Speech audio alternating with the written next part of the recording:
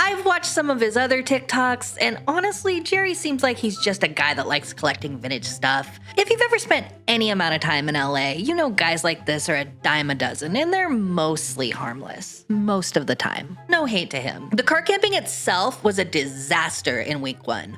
People were stuck in traffic, waiting in line for 9 to 12 hours just to get a spot. Chaos at Coachella as the journey to the iconic music festival's campgrounds turned into a parking lot. We have been stuck in line for nearly 10 hours. There's no porta potties, so if you need to use the restroom, grab some food, whatever it is, do that first. This as tens of thousands continue to flock to Indio, California ahead of the festival's first weekend. We still haven't heard from organizers, so we don't know what went wrong and if they're going to fix it or not. But let's take a few steps way back. The Coachella Valley Music and Arts Festival has been held at the Empire Polo Club in Indio, California since 1999, but its origins date back a little further. Frustrated with Ticketmaster ripping off their fans with high fees, Pearl Jam performed at the venue in 1993, as it was one of the few spaces that could hold large crowds that was not under Ticketmaster's monopoly. At the time, Indio was basically in the middle of nowhere. They had no crowd control and no way to actually run a large event. But it was successful. 6 years later, 2 guys named Paul Tollett and Rick Van Santen started the Coachella Valley Music and Arts Festival, and the rest was history. Tickets originally cost only $50 per day and included free parking and free water. Imagine that, not paying through the nose for basic necessities in a desert with scorching temperatures and little to no public transit to get to the event. It began as an alternative to the excesses of the 90s and early 2000s incarnations of Woodstock, meant for small crowds and artists chosen for their creativity and talent instead of simple popularity. Ironic, right?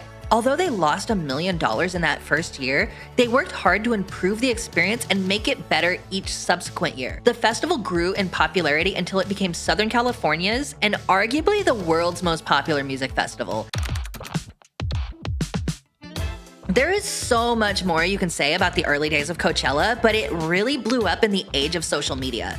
With more and more eyes watching the festival online, it was a great way for people to share their experiences at this beloved event. Then came the influencers and celebrities who saw it as the opportunity of the year to show off their outfits and flashy lifestyles to their legions of fans, and to land lucrative sponsorship deals in the process. There are big bucks to be made at Coachella if you know the right people. The 2010s were kind of the golden age of Coachella, and a lot of the outfits people wore in that era are seen as cringe now, especially the white girls wearing Native American headdresses. Those definitely did not age well. But fast forward to 2025, and it seems like the influencer fatigue has set in. Does anyone else think TikTok is so dystopian right now?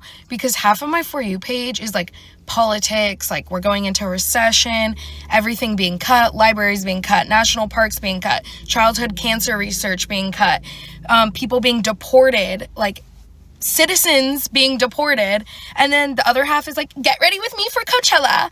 And then it's like influencers getting like $20,000 custom outfits for a music festival and like getting flown out on private jets and like drinking $200 bottles of like tequila. And I'm like, oh my God, this is so crazy. Yo, I am just dying at the fact that all these other influencers who went to Coachella are like getting their wristbands paid for, their VIP ticket. Y'all tell me why I'm out here donating my plasma to go to Coachella. Okay, but this girl sold her plasma to be at Coachella, literal bodily fluid. I mean, I gotta respect the hustle. If you want to go that bad, you've definitely earned your spot. I don't know who needs to hear this, but if you're going to Coachella and you're getting a GA camping pass, you're not at the Influencer Olympics, you're at a music festival in Indio, California called Coachella. The Influencer Olympics take place at Airbnbs and off-site events around the festival, but not actually at the festival. Some of these people don't even go to the festival itself. I'm gonna be so honest, the fact that so many people are going to music festivals now for content, you can camp in the woods at any point in time, at 365, but sitting here and complaining that you're not getting the same experience that your favorite influencer is, yeah, no shit. You're essentially in a completely different world than they are. While the average person spends anywhere from $600 to $1,400 per ticket, plus a $150 camping fee. Some people spend as much as $10,000 or more for special campsites and VIP treatment. But knowing how hard people have it in this economy, Coachella has begun to offer payment plans through sites like Affirm or Klarna. Now, I'm not gonna lie, the lineup looked solid this year. Green Day, Travis Scott, Lady Gaga, Clairo, The Marias, Charlie XCX. Really wanted to see her. I love Brat. Great album. But it's definitely a luxury that a lot of people, including myself, just can't afford right now.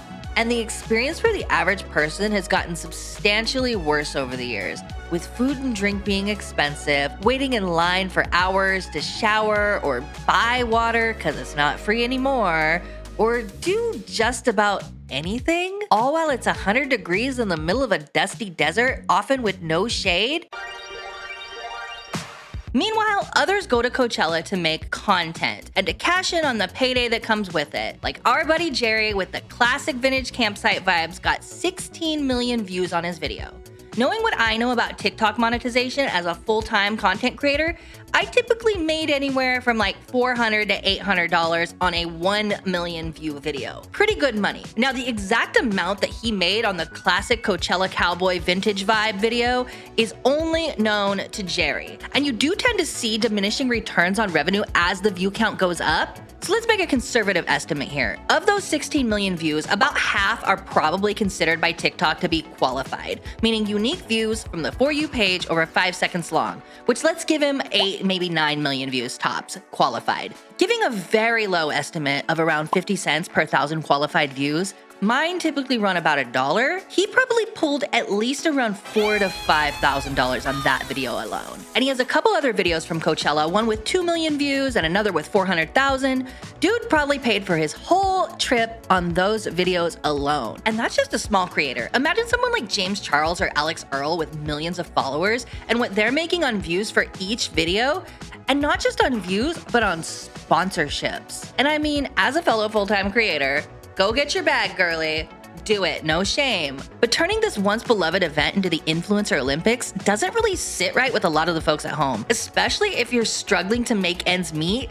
It's gotta feel a little like a slap on the face to watch this content. Here's what it was like to stay in the safari tents at Coachella. And before you say it, yes, it is expensive. It costs a minimum of $10,000 depending on if you do 2 or 4 people for this full experience. And no, this was not sponsored. We are very grateful and privileged that we were able to afford this. And we split the cost between 4 of us. And no, this isn't daddy's money. We own and run 3 businesses. First up, when you arrive, it took us about 10 minutes to find parking, go through security, and get a golf cart over to our tent. This is what the safari tent looked like. It came with a fridge, air conditioning, towels, a dresser, desk, full body mirror, and our Coachella wristbands. And this was one of the best parts because after being out all day dancing in the 100-degree weather and covered in dust, we could come back and freshen up without waiting in lines. Next up was food. So we arrived at the tents on Thursday. When you check in, you get dinner and they had an Aperol Spritz welcome party. And then Friday, Saturday, and Sunday, you get breakfast from 7 a.m. to 1 p.m. and late night snacks from around 9:30 p.m. to 2 a.m., which were all incredible. We also got breakfast to go on Monday when we were leaving the campsites. Another thing that we loved is that in the safari camp, you can order your merch to avoid the lines inside of Coachella, and they'll deliver it to your tent for you. You can sign up for complimentary massages daily. You get complimentary ice. They fill up your pool with their hoses on site. You can even place grocery orders at the front desk if you want anything and they'll pick it up for you. Safari Tent gives you access to their golf cart service, which means that we could leave the safari camp anytime and they would drive us directly to the stage that we wanted to go. It saved us a lot of time and a lot of walking, and it helped a ton when it was really hot outside and we were exhausted. It also gave us guest wristbands, so we were able to have incredible viewing areas. This allowed us to show up to some sets and literally walk up to the rails without having to wait all day. The funniest part is that this year, Bernie Sanders spoke before Clairo's set during week 1. And I mean,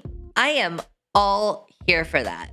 Go where the people are, bestie. Oh, the contradictions, having Bernie Sanders speak at Coachella while the ownership group is still donating millions of dollars to right-wing and Republican causes. I guess you could play both sides a little bit. It's a big festival. But even the festival itself has been shitified. Unless you're willing to pay tens of thousands of dollars for a curated experience, chances are you're gonna spend more time waiting in line and paying through the nose for overpriced food and drinks that are hella mid than you are enjoying the music and art that you supposedly are going for. Imagine paying $17 for a slice of pizza or $30 for a chicken sandwich. Someone even reported spending $102 for an order of tacos and nachos that didn't even look that good. She said the tortillas were cold and it just looked like a pile of slop. Brother, what's that? What's that, brother? You can get something 10 times better at any random taco truck in East Oakland for like $15. And I get it. At a music festival, it's a special event. You're gonna upcharge a little bit. That's just business. Sorry, but the average person is spending over $2,500 on that weekend, and it might be the only time they get to travel or have fun or have a nice experience like this the entire year. They deserve a little better than that.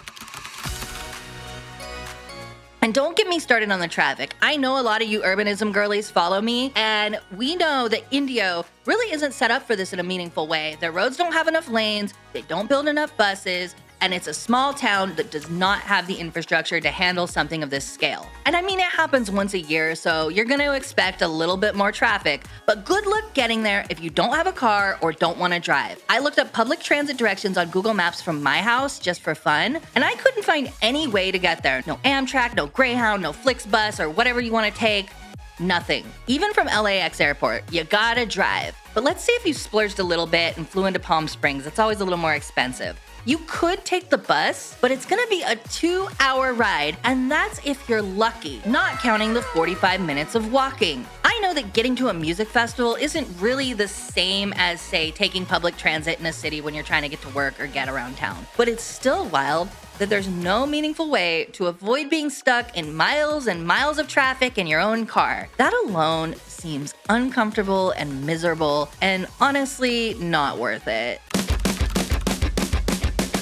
If you do enjoy music festivals and Coachella seems worth it to you, more power to you, especially if you can afford all the nice amenities and the more expensive packages. Everyone deserves to treat themselves sometimes. And if you're an influencer, milk the shit out of it for content. I mean, I didn't even go, but here I am, milking it for content. And if you want to show off your fun outfits and cool campsites, do it. Some of them are real cute, but it's a shame that the experience for the average person has gotten worse and worse, even as ticket prices skyrocket. But that's not unique to Coachella. Pretty much everything in our modern world has become lower quality and higher priced.